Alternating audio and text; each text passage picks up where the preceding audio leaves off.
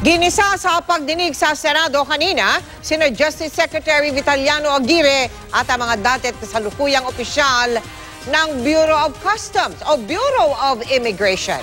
Kaugnay ito sa umano'y panunuhol ng casino operator na si Jack Lam, kapalit ng pagpapakawala ng gobyerno sa mahigit 1,000 inarestong illegal Chinese workers. Nakatutok si John C. Santos. Nagharap kanina sa Senado ang mga kasalukuyan at dating opisyal ng Bureau of Immigration na magkakaiba ang bersyon sa 50 milyong pisong suhol daw ng casino operator na si Jack Lam. Ayon kay Justice Secretary Vitaliano Aguirre, pumayag siyang makipagpulong kay Lam at sa di umano'y emisaryo nitong si retired police officer Wally Sombero sa isang hotel sa Bonifacio Global City noong November 26.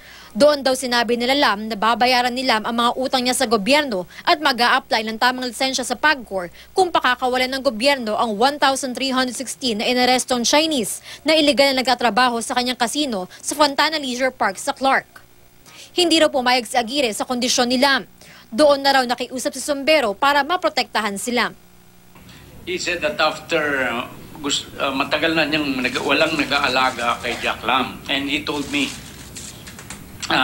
pwede ba ang Secretary of Justice ng magninong kay Jack Lam? Those are the exact words that Mr. Sombero told me. So I rejected it. Pagtanong sa inyo na pwede kayo magninong, how did you take that? Alam ko na pong ibig sabihin nun na ako'y parang sinusuhulan na. Magugunitang matapos ang pagkikitang iyon, isiniwalat ni Aguirre ang nangyari. Pero katwiran niya, hindi raw niya ipinaaresto si Lam ng panunuhol dahil sabi niya noon, hindi naman si Lam ang direktang nag-alok ng suhol. Sa pagkakaalam din daw niya, hindi naiintindihan nila mang usapan dahil hindi naman ito marunong mag-Ingles o mag-Tagalog. Sabi rin ni Aguirre, kasama sa pulong sino BI Associate Commissioner Al Argusino.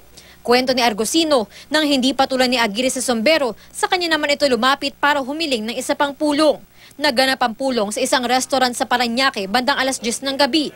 Sinama niya ang kapwa Associate Commissioner na si Michael Robles.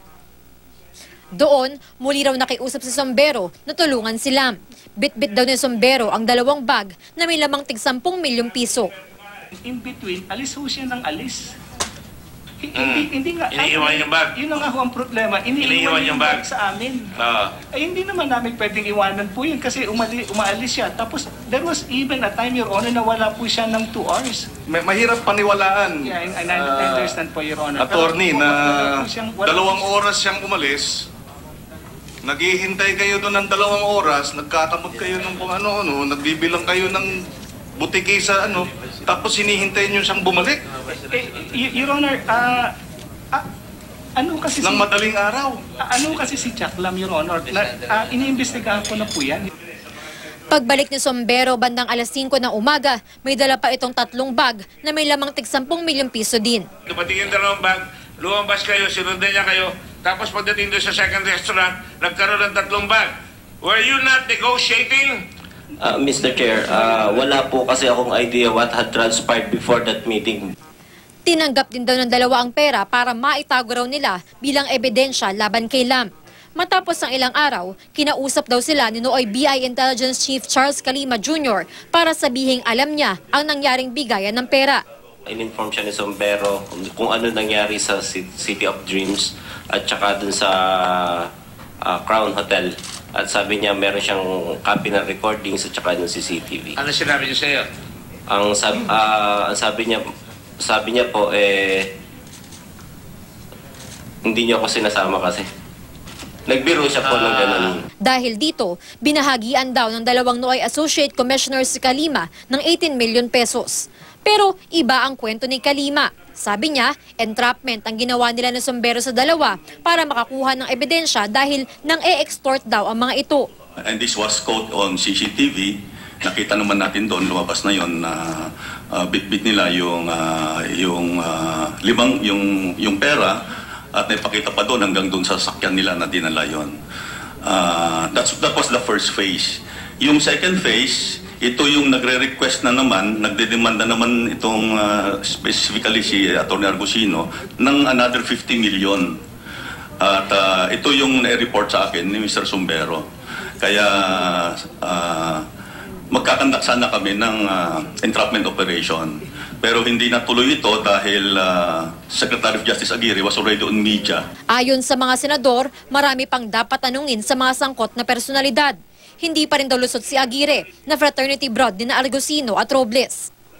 Duda si Senador Antonio Trillanes IV kung totoo bang walang balak si Aguirre na tumanggap ng suhol mula kay Lam. Ang sinabi ni Secretary Aguirre sa inyo nung tumayo na siya na Atty. Argusino, ikaw na ang bahala. Nung sinabi niya po yan kasi na-offenda po si Secretary Aguirre kasi nga po kinukura po ni Sumbero. So umalis po siya tapos sinabi niya nandiyan si Atty. Argusino, kayo na mag-usap. So yun na nga, hindi po niya tinanggap na umalis po siya at that time. Kaya po naka-short yung meeting. Hindi kaya ang interpretation nun, ikaw na yung tao. You are the representative of Secretary Aguirre. The details, kayo na bahala. Hindi po gano'n ang tingin ko. Baka, kaya siya naglabas sa media, ay dahil nagkabukuhan na. Ipapatawag daw sa susunod na pagdinig si Sombero na kasalukuyang nasa ospital sa Singapore. Pinapapanagot din daw ng gobyerno si Lam para sa paglabag nito sa batas at sa mga utang nito na aabot sa hindi bababa sa 13.9 billion pesos sa pagkurpa lang. Jam Cesante, Nakatutok, 24 Oras.